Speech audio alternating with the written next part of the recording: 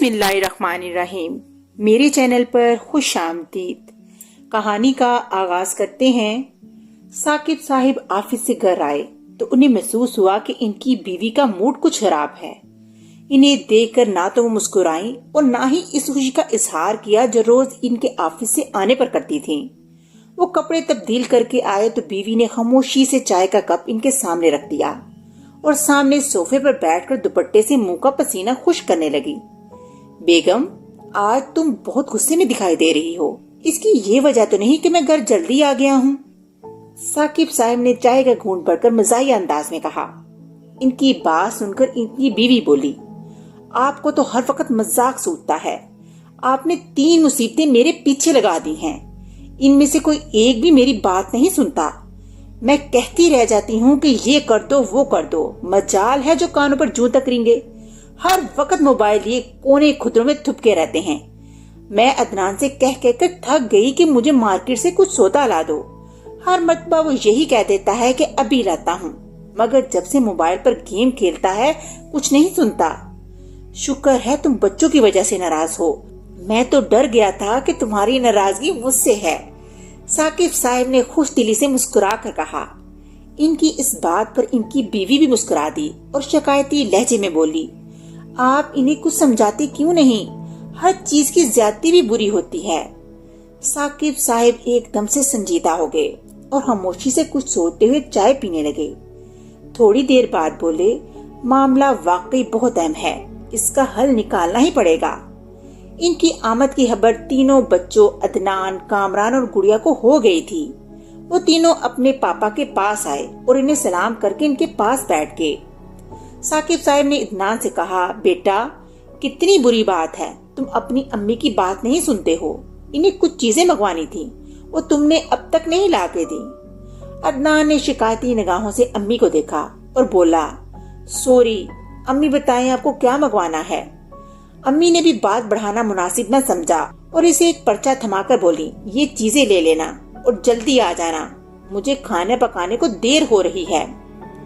अदनान के जाने के बाद कामरान और गुड़िया थोड़ी देर तक पापा के पास बैठे रहे। इस दौरान साकिब साहब ने इनसे कुछ बातें की। ये भी पूछा कि आज उन्होंने स्कूल में क्या किया। इस मुख्तसर सी गुफ्तगू के बाद दोनों बच्चे उठकर अपने कमरे में चले गए।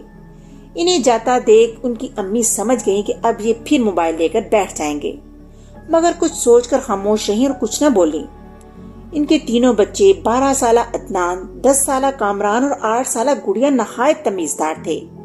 वो पढ़ने लिखने में भी तेज थे, अदबो एहतराम का भी हया रखते थे, मगर इनमें ये बात बहुत बुरी थी कि वो मोबाइल पर खेलते रहते थे। इस आदत ने इन्हें इन खेलों से दूर कर दिया था जो जिस्मानी और ज़हनी सलाहियतें बढ़ाती हैं। अदनान और कामरान ना तो क्रिकेट खेलते, ना हॉकी, और ना ही बाहर मैदान में खेलने जाते, और ना ही घर में गुड़िया के साथ लूडो, कैरम और इसी तरह के दूसरे गेम खेलते। और तो इनकी कहानियों की किताबें पढ़ने की आदत भी जाती रही। इन सब खराबियों की वजह मोबाइलों में इनकी हद से बढ़ी हुई दिलचस्पी थी। अम्मी को इनके पापा से शिकायत किए चंद रोज ही गुजरे थे कि एक रोज रात के खाने पर साकिब साहब ने बच्चों से कहा, 3 रोज बाद इतवार की छुट्टी आने वाली है, हम लोग शदाब नगर के जंगल जाएंगे, वहाँ पर पिकनिक बनाएंगे। ये जंगल हमारे घर से तकरीबन 10-12 किलोमीटर की दूरी पर पहाड़ों के नजदीक एक बहुत ही खूबसूरत जगह पर है। वहाँ एक दरिया भी बहता है जिसका पानी बहुत ही ठंडा होता है। वहाँ हम एक बहुत ही मजे का खेल भी खेलेंगे। पापा, वो खेल कौन सा होगा? गुड़िया ने दिलचस्पी से पूछा। मैं जंगल में किसी जगह एक बड़ा सा बैग छुपा दूंगा। इस बैग में बहुत अच्छी अच्छी चीजें होंगी। तुम्हें इस बैग को ढूंढना होगा। मुझे यकीन है कि तुम इस खेल से बहुत लुत्फानंदोज होगे। तीनों बच्चों की आंखें खुशी से चमकने लगी। गुड़िया बोली, लेकिन पापा, जंगल तो बहुत बड़ा होता है, क्या इस बैग के लिए हमें पूरे जंगल की तलाशी लेना पड़ेगी?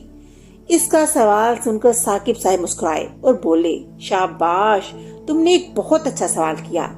पूरे जंगल की तलाशी लेने की जरूरत नहीं होगी, जहाँ हम बैठे होंगे इसके आस पास ही होगा। इनकी बीवी भी ये बात सुनकर खुश हो गई। कहने लगी, मैं भी घर में बंद रह कर तंग आ गई हूँ, अच्छा है मेरी भी सैरो तफरी हो जाएगी। अदनान ने कहा, और पापा, क्या अम्मी भी इस खेल में शामिल होंगी? मैं तो इस खेल से बाज आई। हो सकता है तुम्हारे पापा वो बैग किसी परिंदे के घोंसले में रखें। दरख्तों पर चढ़कर परिंदों के घोंसले में झांकना का अच्छी बात है।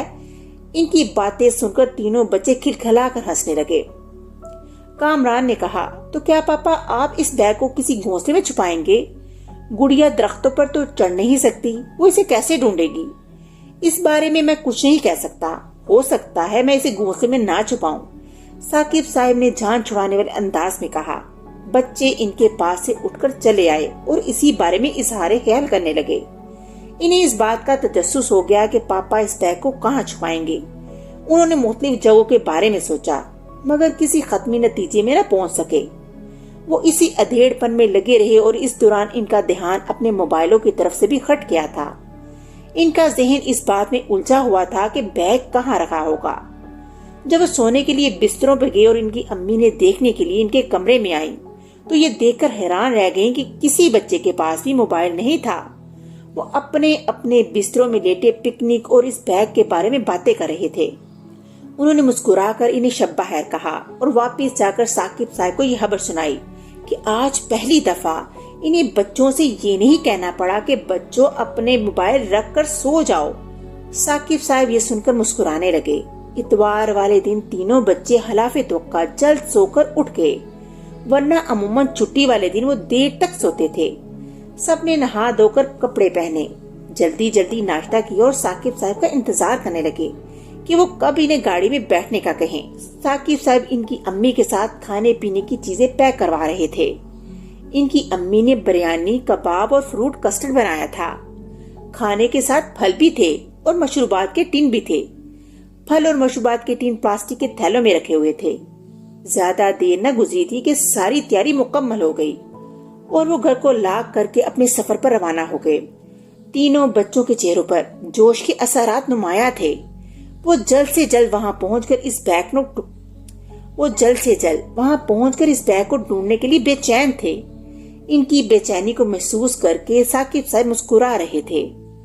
हालांकि गर्मी का मौसम था और सूरज पूरी आबोताब से आसमान पर चमक रहा था, मगर जब वो जंगल के करीब पहुंचे तो उन्हें ठंडक का एहसास होने लगा। चारों तरफ एक पुरसकून सन्नाटा तारी था। ऐसे में कभी कभार किसी परिंदे की आवाज फिजा में गूंजती और कानों को बड़ी बली महसूस होती। एक साफ सुथरी जगह मुंतखब करके उन्होंने वहां गाड़ी रोकी और गाड़ी से कुछ दूर पड़ाव डाल दिया। करीबी दरिया था और इसका साफ सुथरा पानी सूरज की रोशनी में चांदी की सी तरह चमक रहा था। बच्चों ने प्लास्टिक की चटाई बिछाकर साथ लाया हुआ खाने पीने का सामान गाड़ी में से निकालकर इस पर रखा।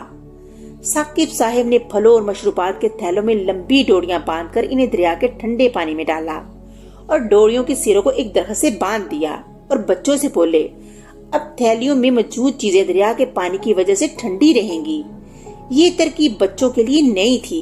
गुड़िया ने फखर से दोनों भाइयों की तरफ देखा, जैसे कह रही हो कि इसके पापा को कैसी कैसी बातों का पता है। साकिब साहब और इनकी बीवी चटाई पर आराम से बैठ गए। अदनान ने कहा, लो भाई, मैं तो चला इस बैग को तलाश करने के लिए। अगर मैंने इसे ढूंढ लिया तो तुम दोनों को भी इसमें से चीजें दूंगा। वो दरिया की जानब चल पड़ा। इसके जहन में एक बात आई थी। इसने सोचा कि कहीं इसके पापा ने रस्सी बांधकर इस बैग को दरिया में तो नहीं डाल दिया जैसे फल और मशरूबात को डाला है। वो दरिया के किनारे किनारे चलता रहा। इसे किसी रस्सी की तलाश थी जिसका एक सिरा दरख्त से बंधा हो और इसके दूसरे सिरे पर बंधा चीजों का बैग दरिया में पड़ा हो। वो ढूंढता ढूंढता काफी आगे निकल गया, मगर उसे बैग न मिला। इसके छोटे भाई कामरान के जहन में ये बात बैठ गई थी कि वो बैग किसी दरख्त पर टंगा होगा। वो सर उठाए ऊंचे ऊंचे दरख्तों का जायजा लेते हुए आगे बढ़ने लगा। इसने बहुत सारे दरख्त देख लिए, मगर वो बैग इसे न मिला। साकिब साहब और इनकी बीवी बड़ी दिलचस्पी से इन दोनों को देख रही थी। इनकी बीवी ने पूछा, आपका क्या ख्याल है, ये लोग इस बैग को ढूंढ लेंगे या नहीं? साकिब साहब मुस्कुराने लगे और बोले, मुझे तो मुश्किल ही नजर आ रही है। वो बैग मैंने छुपाया है, इतनी आसानी से तो मिलने से रहा। गुड़िया इनके नजदीक ही बैठी हुई थी और अपने भाइयों को देख रही थी जो काफी दूर निकल चुके थे। तुम इसे क्यों नहीं ढूंढ रही? इसकी अम्मी ने सवाल किया। मैं भी ढूंढने जाऊंगी, अभी मैं तो जरा सोच रही हूँ कि वो कहाँ होगा, गुड़िया ने जवाब दिया। اس کی امی پھر ثاقب صاحب کی طرف متوجہ ہو گئیں۔ وہ بولی، آپ نے پکنک کے لیے جگہ کا انتخاب خوب کیا ہے، یہاں بہت سکون اور ہنکی ہے، بڑا مزہ آ رہا ہے۔ آپ پہلے بھی کبھی یہاں آئے تھے؟ نہیں، اس جگہ کے بارے میں میرے دوستوں نے مجھے بتایا، میں بھی یہاں پہلی مرتبہ آیا ہوں۔ یہ کہہ کر ثاقب صاحب نے بچوں کی طرف دیکھا اور بولے، دونوں بڑی احتیاط سے ہر جگہ کا جائزہ لے رہے ہیں، تم تو ان بیچاروں سے خام خواہ شاکی رہتی ہو۔ بھلا دیکھو تو صحیح، کل رات سے اب تک انہوں نے موبائلوں کو ہاتھ تک نہیں لگایا۔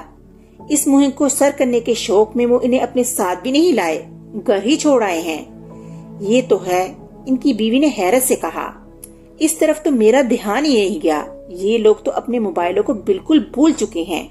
بس تمہیں اس بات کا احساس دلانے کے لیے ہی میں نے یہ منصوبہ بنایا۔ ثاقب صاحب نے کہا، ہمارے بچے اور دوسرے تمام بچے بہت اچھے ہیں، یہ ہماری ہی غلطی ہے کہ اپنی آسانی کے لیے ہم بچوں کو ٹی وی کے کارٹون اور موبائلوں میں لگا دیتے ہیں اور سوچتے ہیں کہ یہ ان چیزوں میں مصروف رہیں گے تو ہمیں ڈسٹرب نہیں کریں گے۔ ان کی بیوی شرمندگی سے بولی، یہ بات تو آپ نے ٹھیک کہی، جب ہمارے تینوں بچے ایک ایک سال کے تھے تو آپ آفس چلے جاتے تھے تو مجھے یہ بہت تنگ کرتے تھے، میں ڈھنگ سے گھر کا کام نہیں کر سکتی تھی اور نہ ہی کوئی ٹی وی پر ڈرامہ دیکھ سکتی تھی۔ پھر میرے ذہن میں ایک ترکیب آئی، میں چھوٹے ٹی وی پر کارٹون لگا کر انہیں ان کی ڈائننگ چیئر پر بٹھا دیتی، وہی انہیں دودھ کی بوتل بھی دے دیتی، یہ گھنٹوں مجھے تنگ نہیں کرتے تھے، کارٹونز میں ہی لگے رہتے، مجھے بڑا آرام ہو گیا تھا۔ اور پھر جب یہ بڑے ہوئے تو تم نے اور میں نے ان کی سالگرہوں پر اور امتحانوں میں پاس ہونے کی خوشی میں بڑے بڑے موبائل دلا دیے۔ میں بھی اس کا قصوروار ہوں۔ آفس سے آنے کے بعد یہ مجھے نہ تو خبریں دیکھنے دیتے تھے اور نہ ہی اخبار پڑھنے دیتے تھے، یہ مجھ سے باتیں کرنا چاہتے تھے، میرے ساتھ باہر گھومنے پھرنے کے لیے جانا چاہتے تھے، یہ چاہتے تھے کہ میں ان کے ساتھ کھیلوں، مگر میں نے بھی یہ کوشش کی یہ کسی مشغلے میں لگ جائیں اور میں آرام اور سکون سے ٹی وی دیکھوں اور اخبار پڑھوں۔ ان کے پاس موبائل آئے تو یہ ان میں مگن رہتے ہیں، اور یہ میری کم عقلی کہ میں خوش ہو گیا کہ اب یہ لوگ مجھے تنگ نہیں کرتے۔ اس طرح ہم نے اپنے بچوں کو اپنے سے دور کر دیا، موبائلوں میں لگ کر انہوں نے اپنے کھیل کود اور میدانوں میں پارکوں میں جانا بند کر دیا۔ اسکول میں کورس کی کتابیں تو پڑھتے تھے مگر وہ غیر درسی کتابیں جن سے دنیا بھر کی معلومات ہوتی ہیں ان سے کوئی دلچسپی نہیں رہی۔ تم خود دیکھو، جب ہم نے ان کے ساتھ اس کھیل میں حصہ لیا تو یہ کتنے خوش ہیں اور کتنے مگن ہیں، انہیں اپنے موبائل بھی یاد نہیں۔ ان کی بیوی ان کی باتیں سن کر شرمندہ نظر آنے لگی، انہوں نے تعصب بھرے لہجے میں کہا، مجھے اپنی غلطی کا احساس ہو گیا ہے، میں نے اپنی زندگی آسان بنانے کے لیے اپنے بچوں کو خود سے خود دور کیا، جس کی وجہ سے وہ موبائلوں میں گم رہنے لگے۔ اب تو میں نے سوچ لیا ہے کہ ان کو بہت سارا وقت دیا کروں گی، گھر کا کام ہوتا ہی رہے گا، نہیں ہوتا تو نہ ہو، میں ٹی وی ڈرامے دیکھنا بند کر دوں گی، میں ان سے باتیں کیا کروں گی، ان کے ساتھ انڈور گیمز کھیلا کروں گی اور ان کو ساتھ بٹھا کر خود بھی کہانیوں کی کتابیں پڑھا کروں گی اور انہیں بھی پڑھاؤں گی، میں انہیں بہت سا وقت دیا کروں گی۔ میں بھی عدنان اور کامران سے کہوں گا کہ اب وہ شام کو میدان میں کھیل لے جایا کریں، رات کو میں ان تینوں کے ساتھ کیرم، لوڈو اور تعلیمی توش بھی کھیلوں گا۔ ثاقب صاحب نے کہا۔ عدنان اور کامران کو گئے کافی دیر ہو گئی، گڑیا کچھ دور ایک جھاڑیوں میں سے بیر توڑ رہی تھی اور ان کو ایک مخملی تھیلی میں رکھتی جا رہی تھی۔ ثاقب صاحب نے بچوں کو آواز دی کیونکہ کھانے کا وقت ہو گیا تھا، وہ تینوں آ گئے۔ عدنان اور کامران کے چہروں پر مایوسی کے آثار تھے۔ کامران بولا، پاپا ہم نے تو چپا چپا چھان مارا، تمام درخت اور جھاڑیاں دیکھ لیں، دریا کے کنارے کنارے دور تک دیکھ لیا، وہ بیگ تو نہیں ملا۔ وہ بیگ اسی جنگل میں ہے، کھانے کے بعد پھر ڈھونڈنے کی کوشش کرنا۔ اور گڑیا لگتا ہے تم نے ہمت ہار دی ہے، تم وہ بیگ نہیں ڈھونڈ رہی ہو۔ ثاقب صاحب نے گڑیا کے سر پر پیار سے ہاتھ پھیرتے ہوئے کہا، پاپا وہ بیگ میں اس لیے نہیں ڈھونڈ رہی کہ مجھے پتا ہے کہ وہ کہاں ہے، گڑیا نے اٹلا کر کہا۔ اس کی بات سن کر سب چونک گئے۔ اس کی امی جو پلیٹوں میں کھانا نکال رہی تھی بے یقینی سے اسے دیکھنے لگی۔ بھلا بتاؤ تو صحیح کہاں ہے وہ بیگ؟ ثاقب صاحب کو بھی اس کی بات کا یقین نہیں آیا تھا۔ وہ بیگ گاڑی کی ڈکی میں رکھا ہوا ہے، آپ ٹھیک کہہ رہے تھے کہ بیگ جنگل میں ہے، گاڑی بھی تو جنگل میں ہے، گڑیا نے بڑے مزے سے کہا۔ اس کی بات سن کر ثاقب صاحب کی حیرت کی انتہا نہ رہی۔ انہوں نے گڑیا کو گلے سے لگا لیا۔ اس کے دونوں بھائی بھاگتے ہوئے گاڑی تک گئے۔ اس کی ڈکی کھولی، اس میں ایک بہت بڑا سا بیگ رکھا ہوا تھا، وہ اسے اٹھا کر لائے۔ ثاقب صاحب نے ایک زپ کھولی۔ اس بیگ میں ایک کرکٹ کا بلہ، وکٹیں، ربڑ کی گیندیں، 4 بیڈمنٹن، ان کی شٹل کاکس، ایک لوڈو، اردو انگریزی کی بکس، بہت سی چیزیں تھیں۔ گڑیا تم واقعی بہت عقل مند ہو، مگر تمہیں کیسے پتا چلا کہ یہ بیگ ڈگی میں ہے؟ ثاقب صاحب نے پوچھا۔ میں کبھی کبھی بچوں کی جاسوسی کہانیاں بھی پڑھتی رہتی ہوں، مجھے بھی تھوڑی بہت جاسوسی آ گئی ہے۔ جب آپ امی سے کہہ رہے تھے کہ آپ یہاں پہلی مرتبہ آئے ہیں تو میں چپکے چپکے یہ بات سن رہی تھی۔ مجھے پتا چل گیا کہ جب آپ پہلے کبھی اس جگہ پر نہیں آئے تو یقیناً آپ نے بیگ جنگل میں نہیں، گاڑی میں ہی چھپایا ہے، گڑیا نے خستے ہوئے کہا۔ اس کی اس جاسوسی پر سب نے اسے خوب شاباش دی۔ کامران بولا، پاپا آپ کا بہت بہت شکریہ، آپ نے ہمیں اتنی بہت سی چیزیں اطلاع کر دیں۔ اب ہم لوگ روز اپنے دوستوں کے ساتھ ان سے کھیلیں گے۔ مجھے یہ احساس ہو گیا ہے کسی بھی چیز کی زیادتی بری ہوتی ہے۔ یہ ہماری غلطی تھی کہ اپنے وقت کا ایک بڑا حصہ ہم موبائلوں پر صرف کرنے لگے۔ اس وجہ سے ہم کھیلنے کودنے اور گھر کے دوسرے کام کرنے کا ہوش بھی نہیں رہتا۔ موبائل بھی استعمال کیا کریں گے، مگر کبھی کبھی۔ تمہارا یہ فیصلہ بہت اچھا ہے، اس کی امی نے خوش ہو کر کہا۔ پھر وہ گڑیا سے مخاطب ہوئی، گڑیا تم نے تو بائک کمال کر دکھایا، واقعی میری بیٹی بہت ذہین ہے۔ گڑیا نے اس تعریف پر خوش ہو کر ان کے گلے میں باہیں ڈال دی، اور اس طرح کہانی کا اختتام ہو گیا۔ اگلی کہانی کے ساتھ پھر ملوں گی، تب تک کے لیے اللہ حافظ۔